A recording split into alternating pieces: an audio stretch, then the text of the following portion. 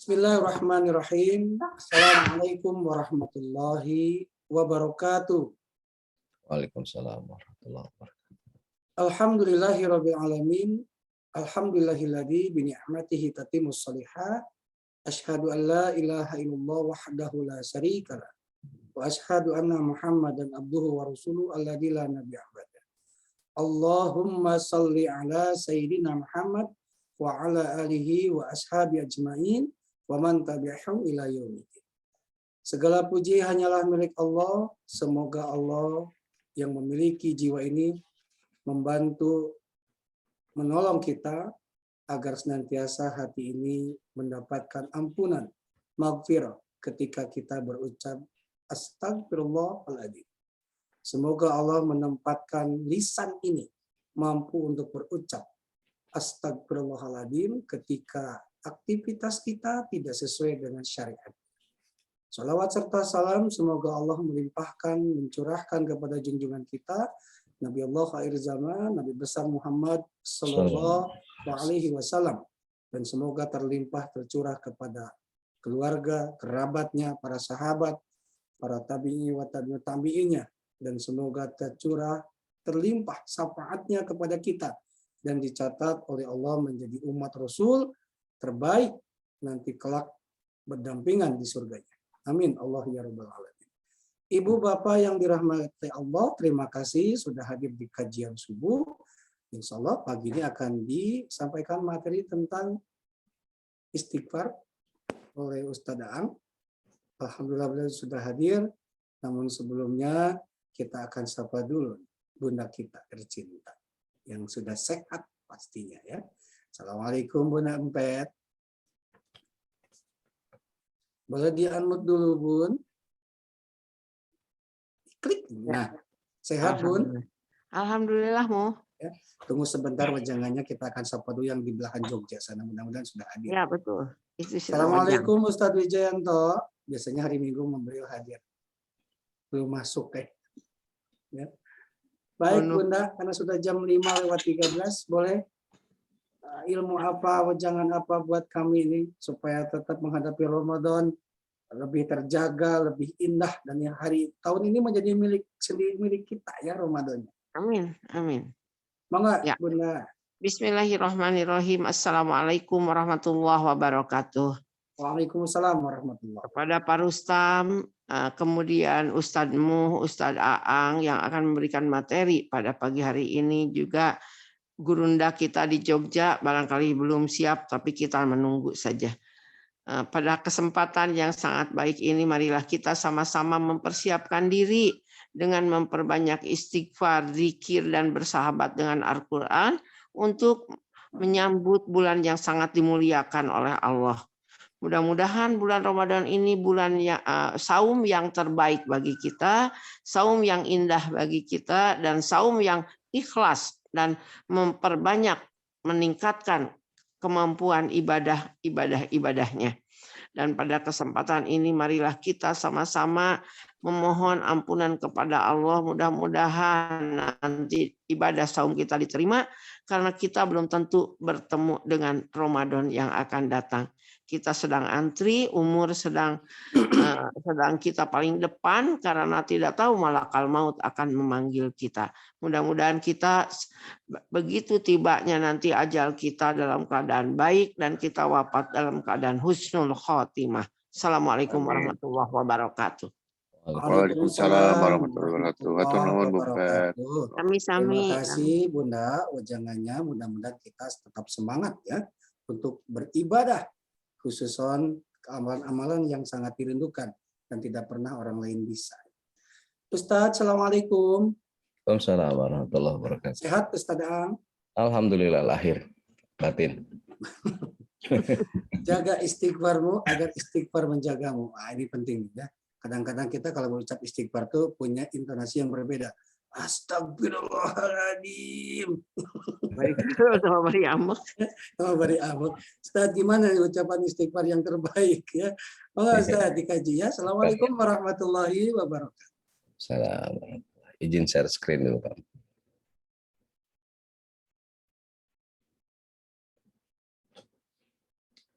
Bismillahirrahmanirrahim. Pak Mo, suara saya terdengar jelas nggak? Jelas, Ustaz. Assalamualaikum warahmatullahi wabarakatuh. Waalaikumsalam warahmatullahi. Alhamdulillahilladzi waffaqa man sa'a min khalqihi bifadlihi wa karamih wa khadala man sa'a min khalqihi bimasyiatihi wa adlih. Wassalatu wassalamu ala sayyidina Muhammadin khairi khalqih wa ala alihi wa sahbihi wa man tabi'ahum bi ihsanin ila yaumi liqa'ih. Asyhadu an la ilaha illallah wahdahu la syarikalah wa la syabiha wa la misla wa la niddala wa asyhadu anna sayyidana habibana Muhammadan abduhu wa rasuluhu la nabiyya ba'dah. Amma ba'du fa inni usikum wa nafsi bitaqwallahil aliyil azim al-qail fi muhkami kitabih wa'bud rabbaka hatta ya'tiyakal yakin wa qala aidan istaghfiru rabbakum innahu kana ghafara. Al-ayah sadaqallahul azim. Al-mukarramun, guru-guru saya, Bunda Empet, Pak Haji Rustam Sumarna, Ustadz Wijayanto, Pak Mung, beserta tim Khalifah, yang saya cintai, saya hormati, dan Allah muliakan. Teristimewa untuk Pak Haji Rustam, Barakallah fi umrik wa hayatik. Semoga Bapak sehat, panjang umur, dan senantiasa diberkahi oleh Allah Subhanahu wa Ta'ala. Amin, amin. Amin, Ustaz. Amin. Ibu Bapak, insya Allah pagi hari ini topik yang harus saya sampaikan adalah jaga istighfarmu agar istighfar menjagamu. Nampaknya istighfar ini sangat baik kalau kita jadikan agenda Ramadan kita di 1443 ini. Bagaimana saum Ramadan tahun ini menjadi agenda menjaga istighfar kita. Ibu dan Bapak sekalian, mengapa kita harus istighfar? Ini pertanyaan penghantar kajian singkat kita pagi hari ini. Yang pertama, karena kita ini sebagai manusia.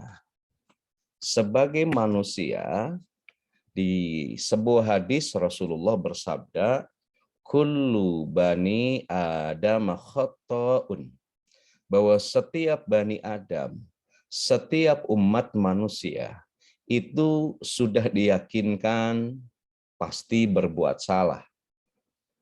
Di lanjutan hadis ini, wa khairul khata'ina at-tawabun. Tetapi sebaik-baik orang yang berbuat salah adalah orang yang taubat. Tidak apa-apa kita berbuat salah, karena kita ini manusia bukan malaikat. Yang apa-apa kalau perbuatan salah tidak segera kita bersihkan, tidak segera kita taubati. Nah, istighfar adalah bagian yang tidak bisa terlepaskan dari taubat itu. Nah, bila dosa yang kita kerjakan, khilaf yang kita perbuat, kita ulangi, ini berbahaya. Di Quran surah Al-Mutaffifin ayat 14 kata Allah, kalla barrana ala qulubihim ma kanu yaksibun. Bahwa setiap dosa yang kita perbuat, kemudian kita ulang pengerjaannya, itu tidak segera diistighfaran, itu akan menutup hati kita. Kalau mata hati kita sudah ditutup, tentu ini awal dari kebahayaan dalam hidup kita. Yang kedua di ayat ke-15-nya kata Allah, kalla innahum ar-rabbihim yauma idil lamahjubun. Sekali-kali tidak, sesungguhnya mereka yang seringkali mengulang perbuatan dosa itu, khilafnya tidak segera dibersihkan dengan istighfar, akan tertutup mereka dari rahmat Allah. Padahal rahmat Allah itu sesuatu yang kita cari. Nah, berikutnya Ibu dan Bapak sekalian, bahwa istighfar itu menjadi sesuatu yang diperintah oleh Rasulullah SAW. Karena hakikat dasar manusia seringkali berbuat kesalahan, dan kalau kesalahan dibiarkan itu berbahaya, di dunia mata hati kita ditutup dari hidayah, di akhirat kita diyakinkan tidak akan bertemu dengan rahmat Allah. Maka kata Rasulullah begini, Allah berfirman, kata Rasul, ya ibadi, wahai hamba-hambaku, ya, innakum tukhti'una bil-laili wan nahar. Sesungguhnya kalian berbuat dosa di waktu malam dan di waktu siang.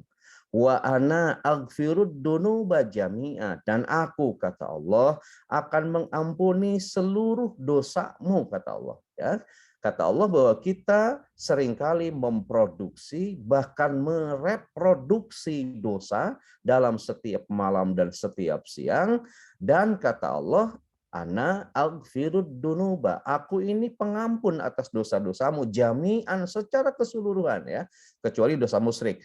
Maka fastaghfiruni, istighfarlah kalian kepadaku, aghfir lakum, maka aku akan mengampuni kalian. Itu yang pertama, kenapa kita harus istighfar. Yang kedua, Ibu dan Bapak, kenapa kita harus istighfar? Karena ternyata istighfar itu adalah amaliyah para nabi dan rasul Allah. Jadi para nabi dan para rasul Allah, meski mereka sudah diyakinkan menjadi penghuni surga, dosanya diampuni oleh Allah, hidupnya dinikmatkan oleh Allah, tapi mereka tetap istighfar.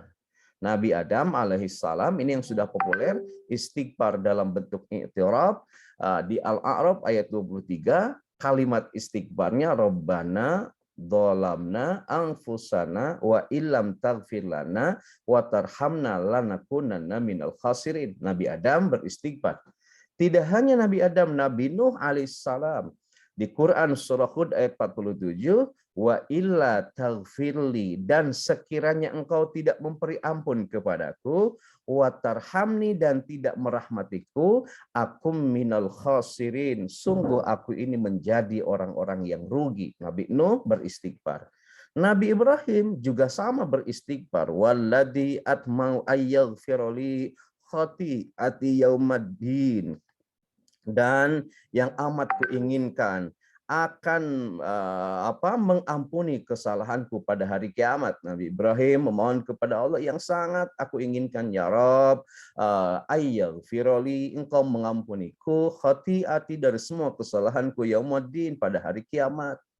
Nabi Musa alaihissalam pun sama, beristighfar kepada Allah di Al-Qasas 16. Rabbi inni dzalamtu nafsi faghfirli, ya Rabb, aku berbuat dolim pada diriku, faghfirli, gitu, terimalah istighfarku. Nabi Yunus alaihissalam, la ilaha illa anta subhanaka inni kuntu minadh dhalimin. Nah, pertanyaan kedua, kenapa kita harus beristighfar? Sebab istighfar amaliyah yang selalu dijaga oleh para nabi dan para rasul Allah, padahal mereka sudah diyakinkan masuk atau menjadi penghuni surganya Allah. Kemudian yang ketiga, kenapa kita harus beristighfar? Istighfar ini sebagai ekspresi rasa syukur kita kepada Allah.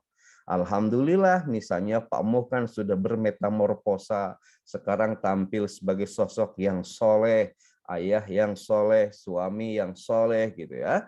Alhamdulillah Ustadz, sampai sekarang saya tidak pernah berbuat dosa, syukuri itu. Tetapi bukan berarti harus meninggalkan istighfar. Ya, sebab istighfar yang kita ungkapkan pada titik kita dalam posisi bersih, itu bagian dari ekspresi rasa syukur kita kepada Allah. Mari kita perhatikan dalam sebuah hadis sahih dari Aisyah radhiyallahu anha, beliau berkata begini, karena Rasulullah shallallahu alaihi wasallam idza shalla qama hatta tafattara rijlahu. Jadi Rasulullah itu terbiasa sholat, saking lamanya sholat kakinya itu pecah-pecah, Pak Mu, ya, hingga kalau yang sekarang ada perpecahan antar suku roromihun, dia sunnah Rasul itu ternyata, ya. Bedanya kalau Rasul karena sholat, hari kita mau main bola taruh di sepatu, gitu ya, akhirnya Persib jadi 1-1, ya. Nah, Ibu dan Bapak sekalian, Jadi Rasul terbiasa sholat itu lama hingga kakinya pecah-pecah. Gitu. Qalat Aisyah ya Rasulullah, wahai Rasulullah, atasna'u hada wa qad ghufira laka ma taqaddama min dambika wa ma ta'akhkhar. Kenapa engkau melakukan ini ya Rasulullah? Padahal engkau telah diampuni segala dosamu, dosa masa lalu dan dosa yang akan datang. Kenapa engkau ibadah begitu rajin? Maka Rasulullah menjawab, ya Aisyah tuh, afala akunu abdan syakura. Tidakkah engkau menyukai aku ini menjadi hamba yang bersyukur? Kata para pencinta hadis, bila kita sampai hari ini merasa pada titik bersih selamat tidak dosa, nah istighfar yang kita ungkapkan itu bagian dari upaya memperkokoh abdan syakura, hamba yang bersyukur kepada Allah Subhanahu wa taala. Istighfarlah ibu dan bapak, karena itu bagian dari rasa syukur kita kepada Allah. Nah ini bisa dilihat berikutnya, posisi Rasulullah Shallallahu Alaihi Wasallam ini kan sudah dikukuhkan dalam Quran surah Al-Fatah. Inna fatahna laka fatham mubina. Sesungguhnya kami telah memberikan kemenangan yang nyata. Allah telah memberikan kemenangan yang nyata pada Rasulullah. Di antara bentuk kemenangan itu liyaghfir lakallahu ma taqaddama min dambik. Rasul itu sudah diampuni dosanya dari dosa masa lalu dan dosa yang akan datang, ya.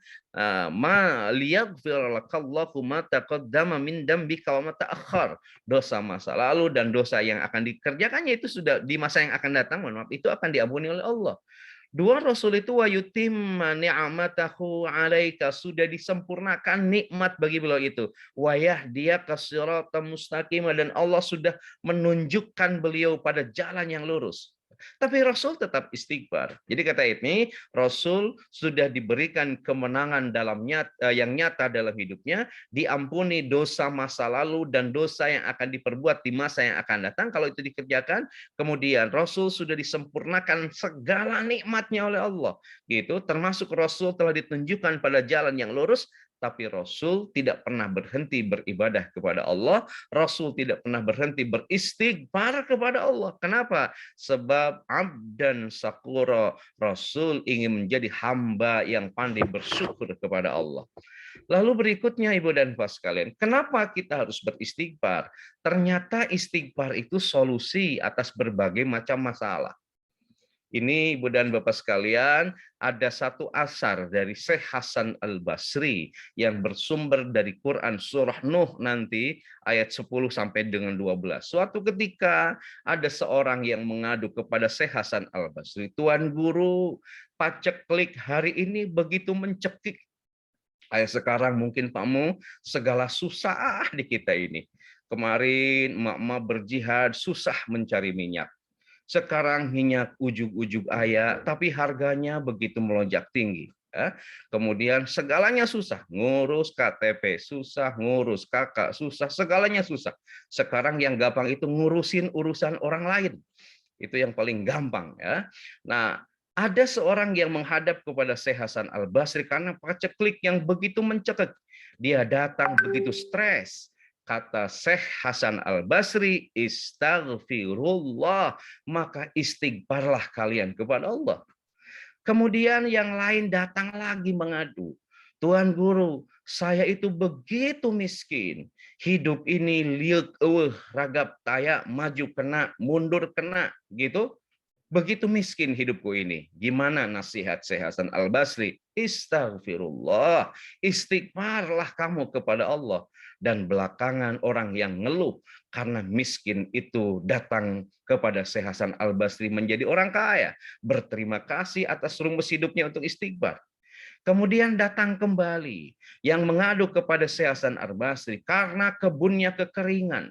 Gitu, lahannya menjadi tidak produktif. Gimana kata Hasan Al-Basri? Istaghfirullah, istighfarlah kalian kepada Allah. Kemudian dalam kasus lain datang lagi yang mengadu kepada Hasan Al-Basri. Tuan Guru, sampai sekarang saya ini masih belum punya keturunan. Saya ini hidup begitu sedih.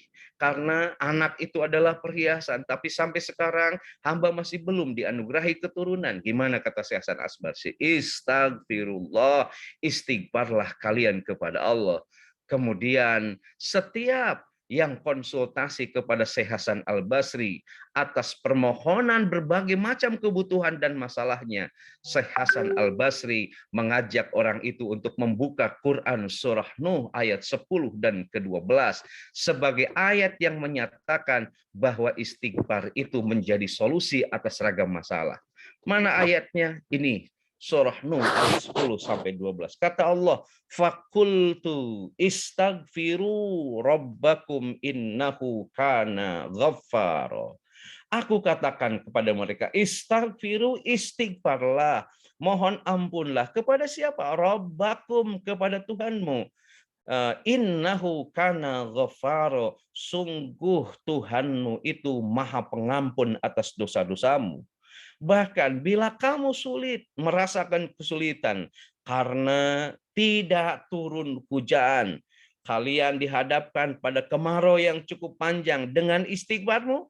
Di ayat berikutnya, yursilis sama alaikum midrara, niscaya dia akan menurunkan hujan kepadamu dengan lebat. Jadi kata para mufasir, bila kita hari ini dihadapkan pada kekeringan misalnya atau kemarau yang terlalu panjang, maka di antara solusi untuk menurunkan hujan itu istighfar. Ini kata Allah ya, bahwa istighfar bisa menurunkan hujan. Nah, kita harus percaya sebab innahu la yukhliful mi'ad. Allah itu tidak pernah dusta atas janji-janjinya. Tapi alhamdulillah Pak Mo, sekarang di kita sedang musim hujan ya, alhamdulillah. Hati-hati ibu-ibu, sekarang musim hujan. Jangan keluar rumah nanti alisnya luntur ya. Karena alis ibu-ibu itu sekarang lukisan, pipinya dempulan, bulu matanya tempelan, fotonya editan. Maka ibu-ibu sekarang itu disebut mukidi, muka kinclong editan. Ya. Yang kedua, kalau bicara hujan, Pak Mo, ternyata bukan bicara soal genangan bagi Pak Mo, tetapi hujan itu berbicara soal kenangan. Kenangan ketika Pak Mo dihujani senyuman bertubi-tubi oleh ibumu, ya, maka hujan itu selalu membangkitkan kenangan. Oke, Ibu dan Bapak sekalian. Berikutnya di ayat ke-12-nya. Wa yumdidkum bi amwalin. Bahwa istighfar itu bisa membanyakkan hartamu. Jadi orang yang miskin tadi konsultasi kepada Syekh Hasan Al-Basri tentang kemiskinannya. Maka berdasarkan ayat ini Syekh Hasan Al-Basri menyuruh orang itu untuk istighfirullah. Ini dalilnya. Istighfarlah kalian kepada Allah. Dengan istighfarmu wa yumdidkum bi amwalin. Allah akan membanyakkan hartamu. Maka di kalangan para ulama itu ada sebuah quote, Pak Mo, istighfarmu yang banyak akan memborong seluruh kemiskinanmu hingga kamu menjadi orang yang kaya. Istighfarmu yang banyak akan memborong seluruh kemiskinanmu hingga kamu akan hidup di muka bumi ini sebagai orang kaya. Istighfar, kata para ulama, bisa menggali lalu mencerabut seluruh akar kemiskinan dalam hidupmu. Ya, maka Pak Mo, pernah nggak Pak Mo mengalami gejala gini? Mata tiba-tiba berkunang-kunang, kemudian kaki gemeteran, jantung deg-degan. Kalau pernah mengalami itu tanda-tanda kemiskinan Pak Mo ya. Nah, bila kita dihadapkan pada kasus ini, istighfirullah, segera beristighfar kepada Allah supaya kita tidak menjadi orang yang miskin. Sebab begini, kata-kata mutiara dari orang miskin itu akan terdengar seperti kentut. Tetapi ketika Pak Mo kaya, kentutnya bisa terdengar seperti kata-kata mutiara. Nah, maka bila kita hari ini dihadapkan pada susahnya kemiskinan, ya segera istighfar. Bahkan tidak hanya itu di ayat ini. Bahwa ketika kita punya masalah wabanin, ya, belum punya keturunan, ya, istighfirullah, segera istighfar kepada Allah, kata ayat ini, ya. Karena memang kadang kan keturunan itu menjadi identitas sosial. Keturunan itu bahkan menjadi pemantik rezeki. Maka pantas kalau ada asar sahabat tadi, ada orang yang mengeluh karena belum punya keturunan. Ini Pak Mo, kan ada cerita Pak Mo, ada buta hijau ceritanya, sudah 40 tahun nikah belum punya anak. Istrinya itu ngeluh sama suaminya, Ya atuh ya, hayang ngegendong orok, pengen ngegendong bayi. Kata suaminya yang buta hijau itu, ya insya Allah atuh kita nyari, tiba-tiba buta itu jeleng ke alam manusia. Aya di Cikapundung. Di Cikapundung aya aki-aki nuju mandi bulucun kamu. Cek buta lah kadala aing manggih orok. Dipangku eta aki-aki dibikeun ka istrina, Nyai akang manggih orok. Si aki-aki itu langsung dirawel bari ditimang, ngalangnang seari waos teu ayaan ari bulu seueur pisan. Da aki-aki merenya. Ini wabanin. Oke, berikutnya istighfar berikutnya, keajaiban istighfar berikutnya, wa yaj'al lakum jannatin wa yaj'al lakum anhara, dan Allah akan mengadakan untukmu kebun-kebun dan mengadakan pula di dalamnya sungai-sungai yang mengalir. Dalam simpulan ayat ini sekali lagi, istighfar itu bisa menjadi solusi atas ragam masalah kehidupan kita. Maka jaga istighfarmu agar istighfar menjaga seluruh kehidupan kita. Lalu berikutnya, bagaimanakah Rasulullah menjaga istighfar? Ini yang penting. Ibu dan Bapak sekalian, tadi sudah disebutkan bahwa Rasulullah itu sudah diyakinkan sebagai hamba yang pemenang dalam hidup ini. Rasul itu telah diampuni dosa yang lalu dan masa yang akan datangnya. Rasul itu sudah disempurnakan nikmatnya oleh Allah. Rasul itu sudah diberi petunjuk pada siratal mustaqim. Tapi kenapa Rasulullah masih terus banyak istighfar? Tadi amdan syakura, karena ingin menjadi hamba yang bersyukur. Lalu bagaimana Rasulullah menjaga istighfar itu? Ibu dan Bapak, pertama, tidak kurang dari 70 kali dalam sehari Rasul itu beristighfar. Dari Abu Hurairah yang mendengar Rasulullah sallallahu alaihi wasallam bersabda, wallahi demi Allah, inni la astaghfirullah wa atubu ilaihi, aku istighfar kepada Allah dan bertobat kepada Allah fil yaumi, pada setiap hari itu, aktsara min sab'ina marratan, itu lebih banyak dari 70 kali. Jadi Rasul yang nikmatnya sudah disempurnakan, sudah hidayahnya sempurna Allah berikan, diampuni dosanya oleh Allah, diyakinkan demikian. Tapi Rasul tidak kurang dalam setiap hari itu istighfar dan bertobat lebih dari 70 kali. Mari kita bertanya pada diri kita, sudahkah nikmat kita disempurnakan oleh Allah? Kalau sudah, alhamdulillah. Sudahkah kita dijamin oleh Allah bahwa dosa kita yang masa lalu dan dosa yang kemudian potensial kita kerjakan di masa yang akan datang sudah diampuni? Itu kita tidak ada jaminan. Tapi pertanyaannya, apakah istighfar sudah terjaga dalam kehidupan kita? Minimal sebagaimana yang Rasul sampaikan 70 kali. Ini Rasul seperti ini. Berikutnya dalam hadis yang kedua dari Al-Gharar, ini salah seorang sahabat Nabi Al-Muzani, kata beliau mendengar Rasulullah bersabda, innahu la yughanu ala qalbi. Bila hatiku sedang malas. Jadi Rasul kan punya sifat a'rad basariyah, sifat kemanusiaannya. Di antara sifat kemanusiaannya, di antaranya kata hadis ini malas.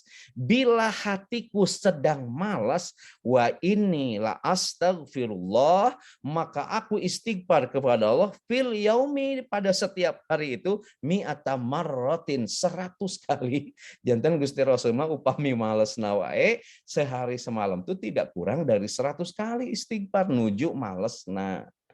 Nah, berikutnya Ibu dan Bapak sekalian, umumnya Rasulullah melakukan istighfar itu 100 kali dalam sehari. Rasul bersabda kembali, ma asbahtu ghadatan qattun, ya, tidaklah aku berada di pagi hari, ya, antara terbit fajar hingga terbit matahari, illa istaghfartullah, kecuali aku beristighfar kepada Allah mi'ata marratin, sebanyak 100 kali. Jadi di waktu antara terbit fajar hingga terbit matahari itu Rasul beristighfar 100 kali, ya. Nah, kemudian berikutnya dalam hadis yang lain Ibu dan Bapak, Rasulullah bersabda, ya ayyuhan nas. Ini pamu terjemahnya wahai manusia, ya, bukan ayat panas, bukan. Ya ayyuhan nas, tubu ilallah, tobatlah kalian kepada Allah, kata Rasulullah.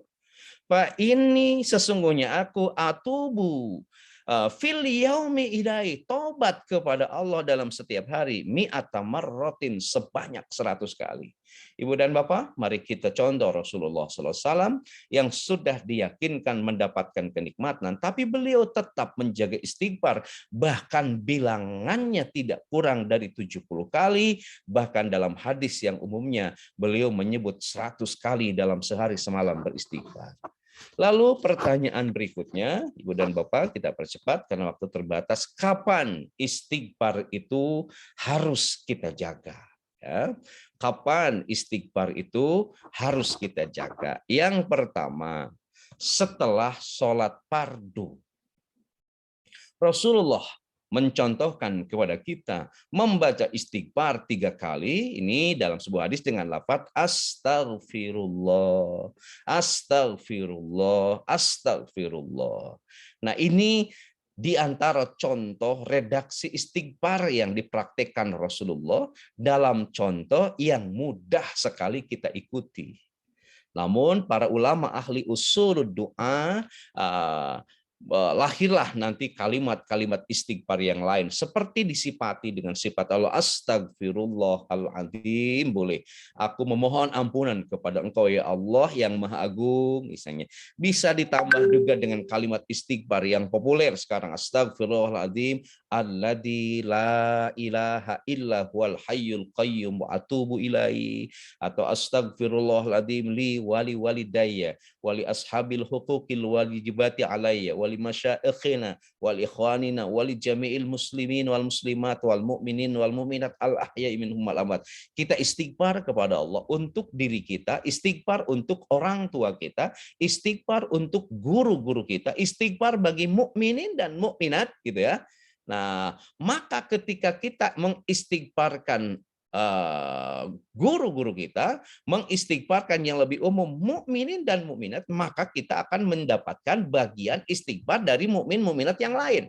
Jadi kita mengistighfarkan orang beriman baik yang hidup maupun yang wafat, ya Rabb, kita mohon istighfar, maka orang mukmin yang hidup dan yang terutama yang hidup yang mengistighfarkan diri kita, maka kita akan kebagian istighfar itu. Tapi yang jelas Ibu dan Bapak, ada pertanyaan. Kenapa? Sholat itu kan kita menghadap kepada Allah.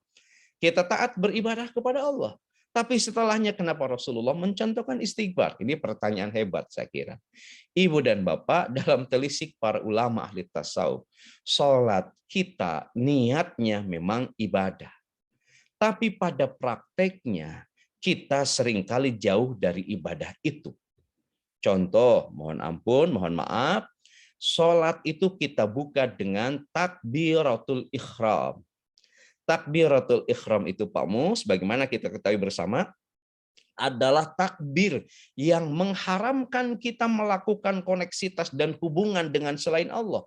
Allahu Akbar kita bilang, Allah Maha Agung. Tetapi ketika sholat, kita sudah niat mau sholat, bahkan niatnya juga dikukuhkan, dikuatkan. Tapi ketika sholat setelah takbiratul ihram, yang disebut takbir yang mengharamkan kita hubungan dengan yang lain, baik lahiriah kita, begitu pun batiniah kita. Tapi apa yang kita lakukan setelah kita Allahu Akbar? Apakah kita menghadap langsung pada Allah?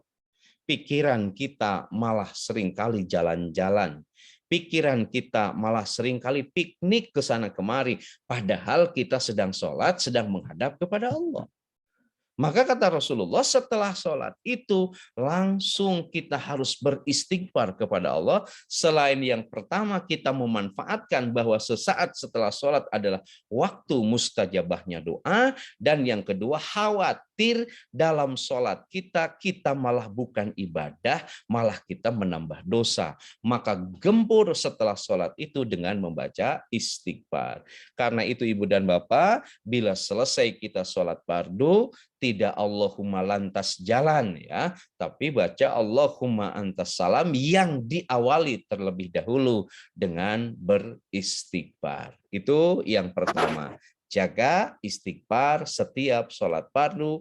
Insya Allah istighfar yang kita jaga setiap selepas sholat fardu akan menjaga hidup kita. Yang kedua, kapan istighfar itu harus kita jaga? Setiap pagi dan petang kata Rasulullah. Jadi bukalah pagi hari kita dengan istighfar dan tutuplah hari kita dengan istighfar kepada Allah. Dan di antara istighfar menurut sebagian para pencinta hadis yang seringkali diucapkan oleh Rasulullah pada setiap pagi dan petang hingga menjadi amaliyah, sebut saja para pembaru di dunia Islam seperti Hasan Al-Banna misalnya, dengan komunitasnya itu punya dikir yang al-maksurat, itu dibaca ada dikir pagi dan dikir petang, dan ini diawali dengan istighfar. Dan istighfarnya yang diberi contoh oleh Rasulullah adalah apa yang disebut dengan Sayyidul Istighfar, penghulunya istighfar. Nah, Ibu dan Bapak, ini penghulunya istighfar. Saya yakin Ibu dan Bapak sudah hafal dan mohon diamalkan kalau sudah hafal. Yang belum hafal berusaha dihafal karena ini punya keutamaan yang luar biasa. Kata Rasulullah begini, Allahumma anta rabbi la ilaha illa anta. Allahumma ya Allah anta rabbi. Engkau itu Tuhanku. La ilaha illa anta. Tidak ada Tuhan kecuali Engkau ya Rabb. Ini diawali dengan tauhid nih, istighfar. Allahumma anta rabbi la ilaha illa anta. Khalaqtani. Engkau menciptakan aku. Wa ana abduka, dan aku ini adalah hambamu. Wa ana ala ahdika wa wa'dika mastata'tu. Dan aku akan setia pada perjanjianmu dengan semampuku. Kita berjanji akan setia kepada Allah, tapi tentu biqadri taqatil basariyati, sebatas kesetiaan kemampuan kemanusiaan kita. Lalu a'udzubika min syarri ma sana'tu. Aku berlindung kepadamu dari kejelekan yang aku perbuat. Jadi kejelekan yang kita perbuat, Pak Mu, suatu saat akan menjadi masalah.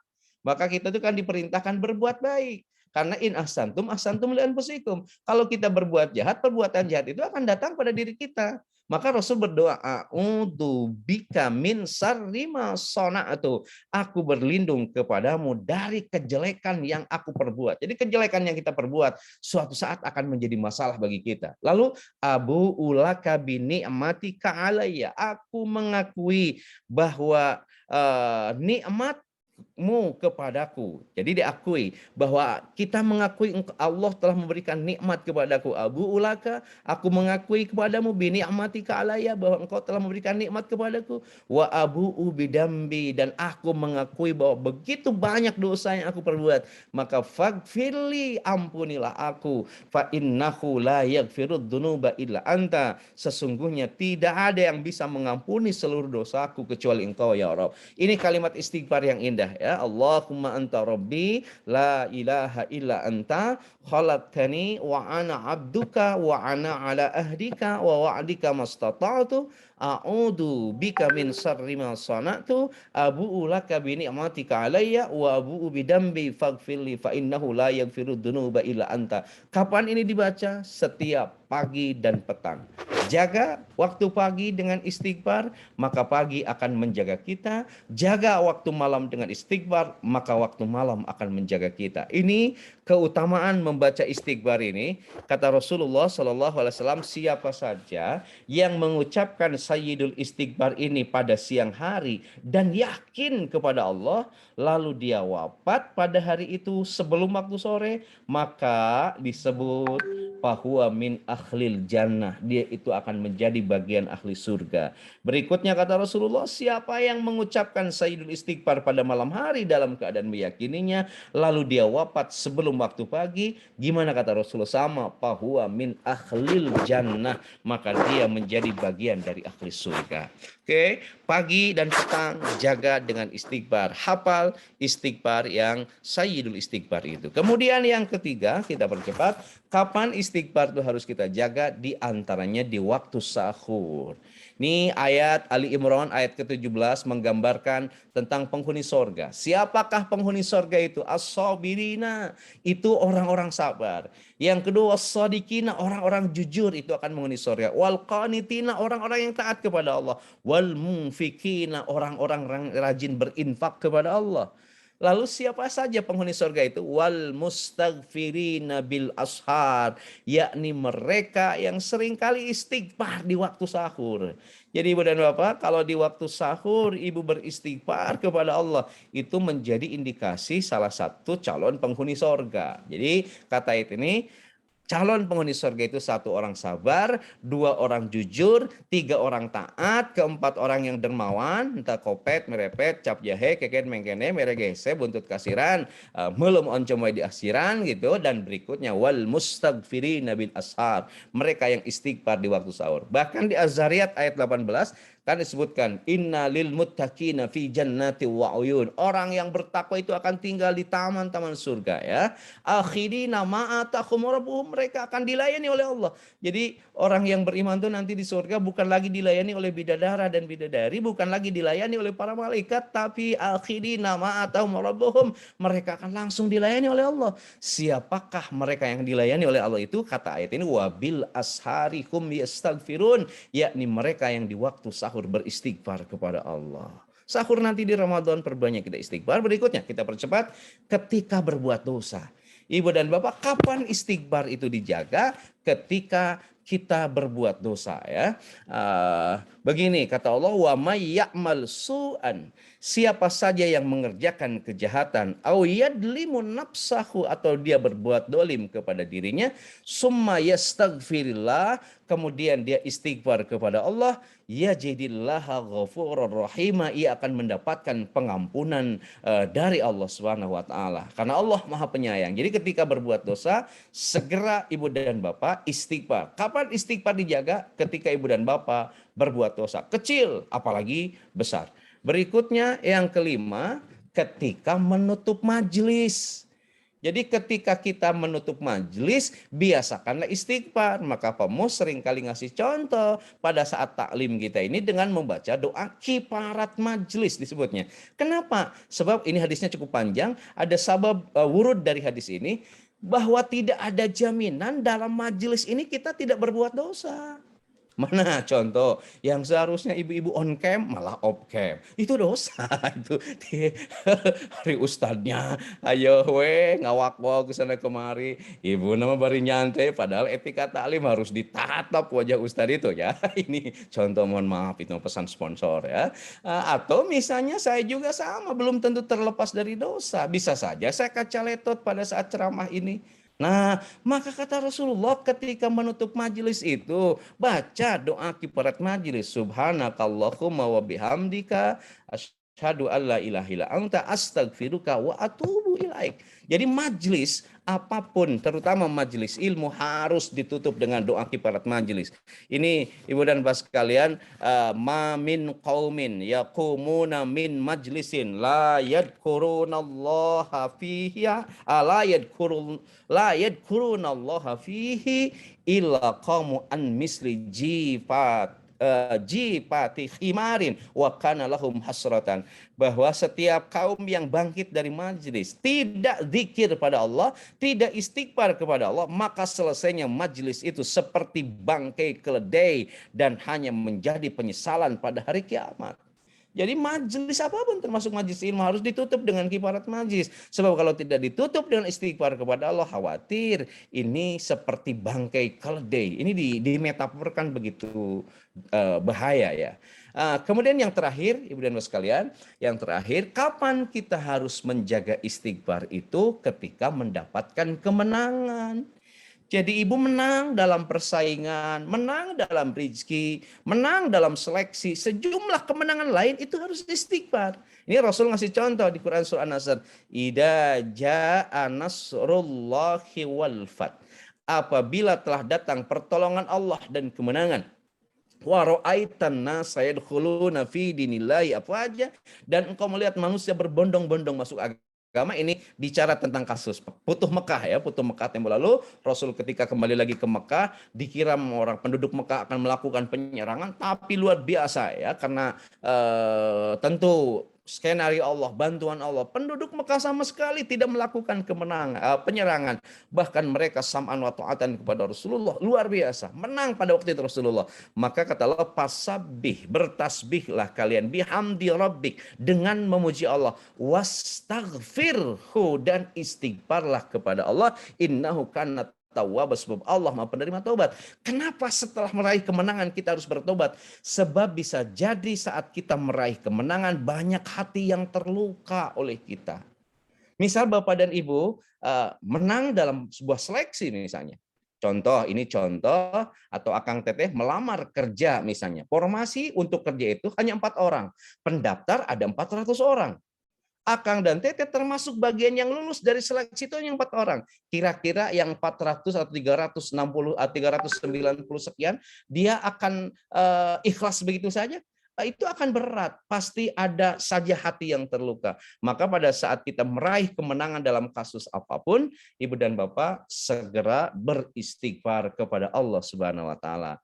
Nah, ini kapan lagi istighfar? Dalam kesempatan waktu apapun ya, kita harus terus banyak istighfar. Terutama biasakan istighfar supaya Pak Mu ketika kita ya istilahnya itu pada saat ruas, ya, ruas itu dikagetin, kata yang keluar istighfar, bukan kata-kata yang jorok. Ya, ketika jebet ada misalnya halilintar, bukan malah kata-kata jorok yang keluar, tapi astagfirullah. Nah, supaya seperti itu.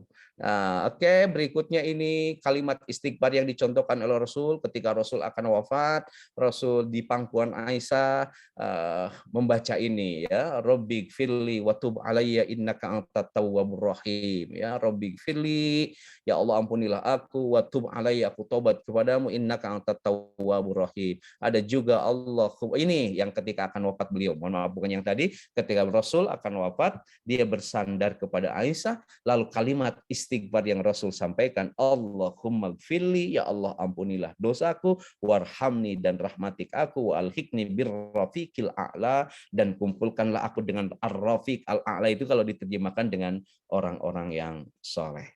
Pak Mo, itu sebagai penghantar yang bisa saya sampaikan. Mudah-mudahan kita semua bisa menjaga istighfar agar istighfar menjaga kehidupan kita. Sementara sekian, Assalamualaikum warahmatullahi wabarakatuh.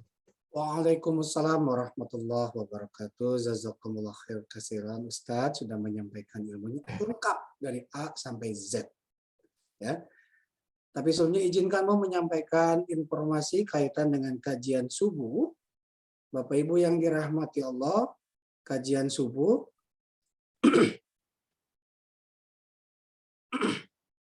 series kedua ini akan berakhir pada tanggal 31 Maret 2022 ya. Namun jangan khawatir, akan dilanjutkan dengan kajian spesial. Nantikan Bait Al-Hikmah Khalifatul kajian khusus di bulan Ramadan setiap hari. Bada Ashar itu di akhir pekan. Dan Bada Duha itu di awal pekan. Kapan mulai? Maaf, Pak Mu terbalik. Terbalik ya? Ya, Senin Jumat di hari biasa di weekdays, dan Sabtu Minggu Bada di Duha, Senin weekend. Jumat itu di weekday ya, di akhir pekan ya. Betul Kang dia? Senin Jumat di hari biasa, Senin Ya, di Bada setiap Ashar. hari Senin Jumat di Bada Ashar dan Sabtu dan Minggu itu di Bada Duha. Selama bulan suci Ramadan, kapan akan dimulainya? Mulai tanggal 4 April sampai dengan 30 April. Kita akan mendengarkan segala ilmunya bersama para guru-guru kita. Dan Ramadan spesial ya, umroh. Daftarkan putra-putri, kerabat, saudara yang mau memenuhi kerinduan ke tanah suci. Ada umroh Lailatul Qadar. Ini dimulai tanggal 19 April 2022, program 17 hari ya. Dan selanjutnya ada program umroh Syawal. Ini pilihan tanggalnya insya Allah karena aturan dari Muassasah Kedutaan Arab Saudi, permohonan visa itu sampai dengan tanggal 17 Mei dan harus meninggalkan tanah sucinya mudah-mudahan sebelum hajian ya. Jamaah bisa memenuhi undangan. Silakan daftarkan kepada para petugas yang sudah ada di kolom chat untuk informasinya. Boleh diulang Kang Dea? Ya. Daftarkan juga untuk para putra-putri untuk mendaftar di haji khusus. Masa tunggunya hanya 7 tahun. Usia 12 tahun sudah bisa mendaftar, Ustadz. Kalau Ustadz nanti daftar di haji reguler usia 40 tahun, maka 61 tahun baru bisa berangkat di Jawa Barat. Ya.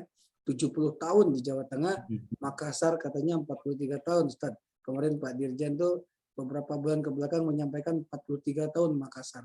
Kalau 40 tahun daftar, maka 83 tahun. Tidak ingin antri, Bapak Ibu, untuk mendaftar haji, menggunakan visa haji furoda. Ingin berangkat haji tahun ini, kenapa harus repot antri? Dan daftarkan untuk para putra-putri haji muda itu luar biasa. Dan daftarkan, maaf, silakan pesan ini dari unit bisnis dari Khalifah. Ready stock Ramadan Delight, kurma ajwa dan kurma sukari. Ustadz, kurmanya sudah ada di kantor ini ya. Kemarin dikirim nih. Ya, ajwa dan kurma sukari. Ustadz, ayo. Ayo, pasti. Nanti dikirim 1 biji saja. Ya. Silakan pesan, bila boleh ke Kang Dea, boleh ke Ummu, boleh ke para teman-teman yang sudah ada di Khalifah ya, unit bisnis Khalifah Tur, kaitannya dengan kurma. Ustadz, ada salah satu doa yang sangat indah ya di 10 terakhir itu sering saya hafalkan.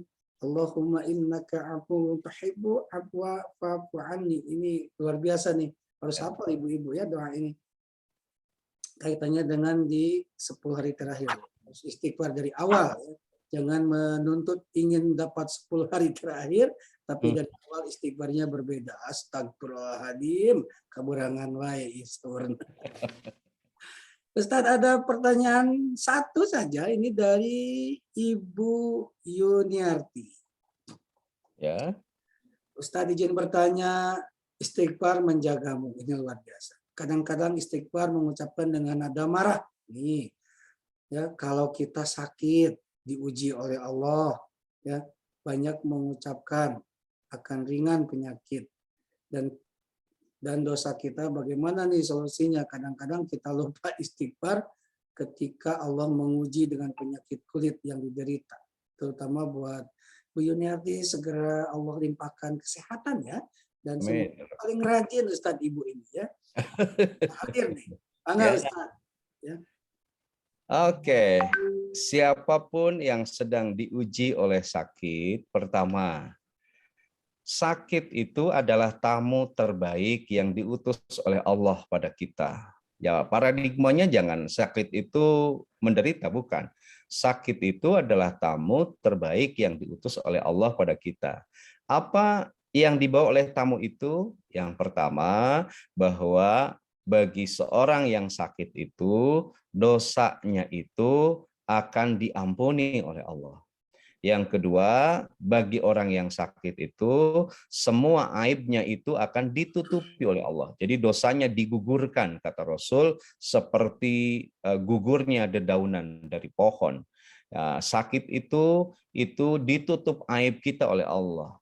Bahkan bila sabar kita menghadapinya, sakit itu adalah tangga menuju sorga. Bila sorga itu ada di atas, maka sakit adalah tangga untuk ke atas itu. Nah, bagaimana agar sakit bisa menjadi tamu terbaik Allah? Satu, terima dengan penuh kesabaran. Yang kedua, bahwa pada saat sedang sakit, sesungguhnya Allah itu telah rindu kepada kita. Sebab biasanya kalau sakit itu pertama, kita itu akan terjaga dari dosa. Adakah enggak begal itu membegal ketika sedang sakit? Tidak. Kamu Masya Allah ya, baca berita di dunia maya, begal di Indonesia itu macam-macam. Dari begal minyak goreng, begal gas LPG, begal handphone, sampai ada begal payudara, begal pantat. Masya Allah, sudah sangat rusak. Jangan ditanya kalau begal berlipstik itu ya. Banyak sekali. Kita ini dihadapkan pada kenyataan seperti itu. Oke, jadi kembali lagi Ibu dan Bapak sekalian, bahwa pada saat kita sedang sakit, Allah itu rindu pada kita. Apa yang dirindukan? Satu, istighfar. Ya, sebab kalau sedang sakit pasti kita menyampaikan istighfar. Pada saat sedang sakit pasti kita berdoa. Pada saat sedang sakit kita pasti baca sholawat kepada Allah. Maka sesungguhnya Allah rindu mendengarkan kata-kata itu dari kita. Rindu, misalnya Ibu sudah lama nih tidak istighfar dengan menangis kepada Allah, sudah lama tidak berdoa dengan menangis kepada Allah, sudah lama tidak memohon dengan menangis kepada Allah. Allah tuh rindu, maka disakitkan ya, dikasih sakit supaya apa? Supaya kita berdoa, beristighfar pada Allah karena Allah sudah merindukan itu. Nah, tentu saja pada saat menyampaikan istighfar itu harus ekspresi tulus. Sebab tadi kata Pemu ada orang yang istighfar bari molotot, astagfirullahaladzim gitu ya. Bakat nakal-nakal teuing tuang putra gitu ya. Nah, istighfarnya kan kayak gitu. Mudah-mudahan lah keluarga kita mah keluarga sakinah, Pak Mu ya, sakinah mawaddah warahmah, tenang, tentram. Alhamdulillah, rumah tangga saya rumah yang tenang, tentram karena semua anak-anak saya main handphone. Jadi kalau lagi main handphone tenang, suasana rumah itu tidak gandeng ya.